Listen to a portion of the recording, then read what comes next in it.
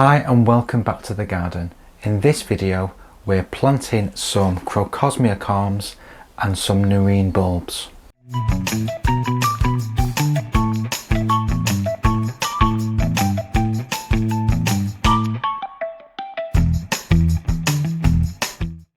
We had really good success with the Crocosmia lucifer that we grew from Corms a number of years ago.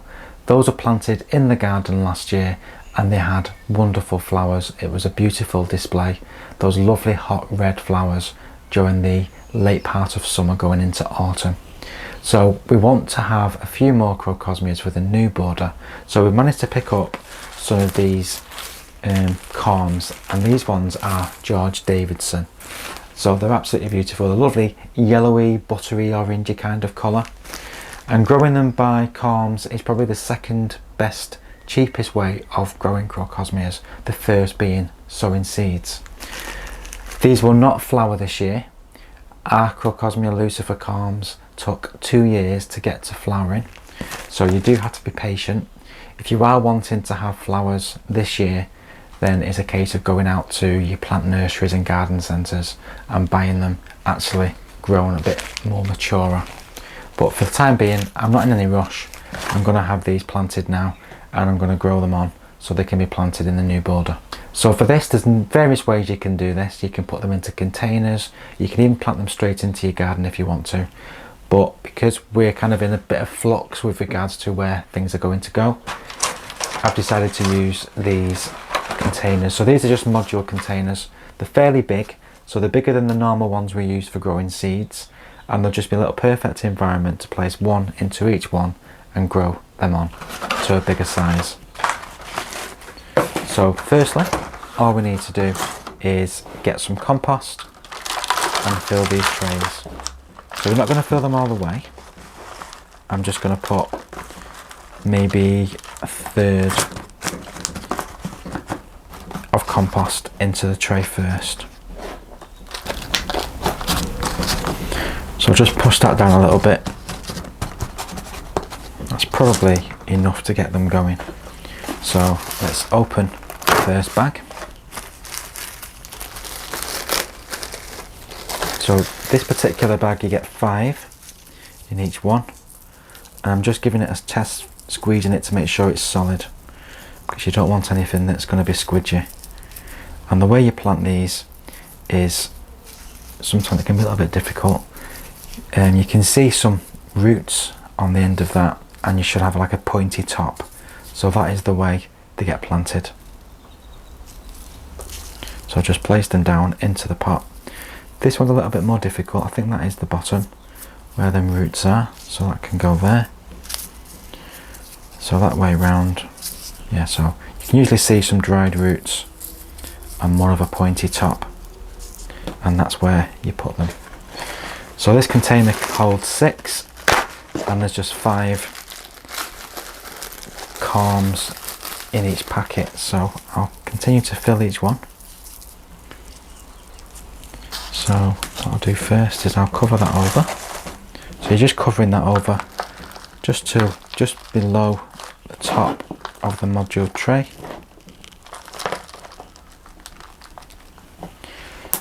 Give them a little bit of a push down. And this is just multi-purpose peat-free compost. There's nothing special about this.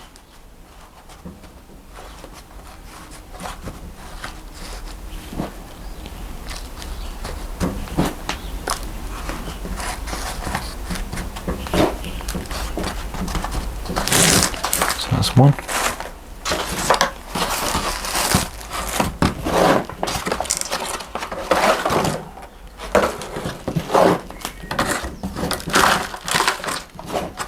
Just filling it just to about 1/3 of the depth of the tray.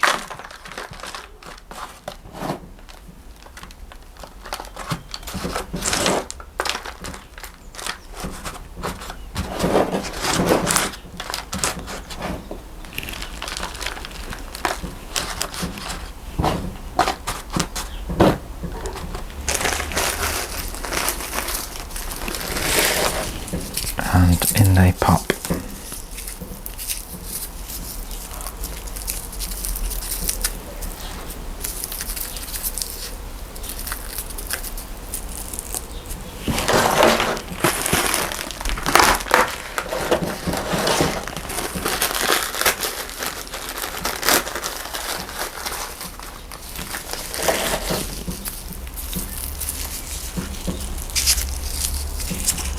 just love Crocosmias because they give you that lovely vibrancy just as the year is getting into full swing with a lot of the hotter colours that you see during mid to late summer.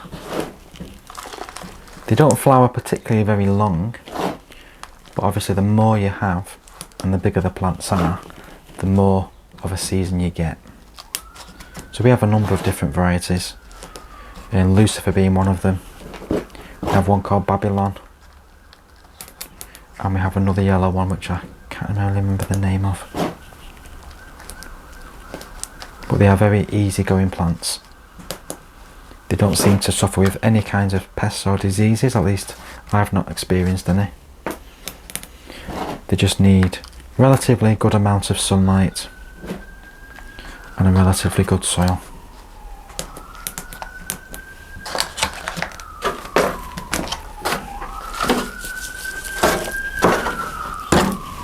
So I only need 3.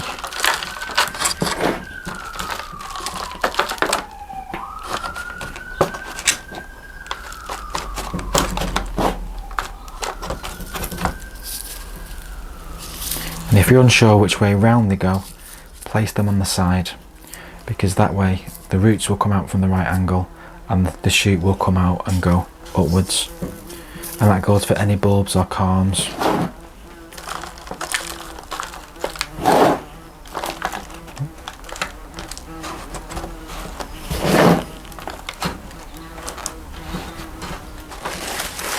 So don't forget to label them, and we'll also water them in a sec. For the time being, on to the next ones. So next we're going to move on to the Nerines. So these are spectacular, lovely pink variety, and these can be planted right now. So we're in April now.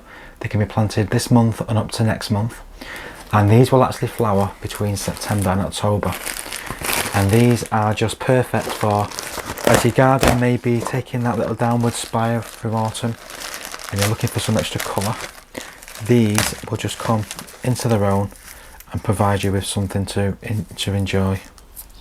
So these look a bit like you would buy bulbs like daffodil bulbs. They're kind of similar size. So they're quite large, so that's why I'm using these quite large pots. And what I'm going to do is I'm going to place them, just 2 in each pot. So give them a good depth to grow in. As you can see, I'm using these. These would have been used for roses that we've bought in the past. So I'm just placing these into the containers, and I'll just top up with compost. So again, these can be grown directly outside. I'm just growing them in these containers because they will be planted out in the new bed once we do have that completed. But for the time being, we can get them started off growing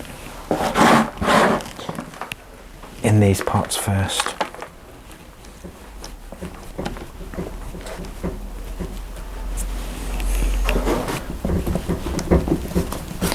And really it's as easy as that really. Just get them planted, get them into pots if you've not got space in the garden or you want to grow them in containers. And if you want to grow them outside, place them directly outside. So with the bigger bulbs, you could just use a spade to make a hole for them, or use a bulb planter. But if, like me, you're struggling with space at the moment, start them off in containers, get them growing, and then get them planted out later in the season. So what I'm going to do with these is I'm going to get them watered, get them labelled. They don't need to be protected in any way. These are hardy plants. These would normally be growing outdoors anyway, so you don't need to give them any protection. We're just going to give them just a lot of TLC, let them grow. We'll just keep an eye on them, making sure they don't dry out, but also they're not getting too wet. Because they are bulbs and corms, they can be a little bit prone to rotting, particularly the Nerines. So just be careful on not overwatering, but also don't deprive them of water either. The corms we grew a few years ago were planted in mid-April, and by early June they were growing strongly and large enough to pot on. At this point they could also be planted straight out into the garden. So as always, thank you so much for watching. If you do have any comments, drop them in the comments box below. Hit that like button, hit the subscribe button, and we will see you very, very soon on the next one. In the meantime, happy gardening and take care.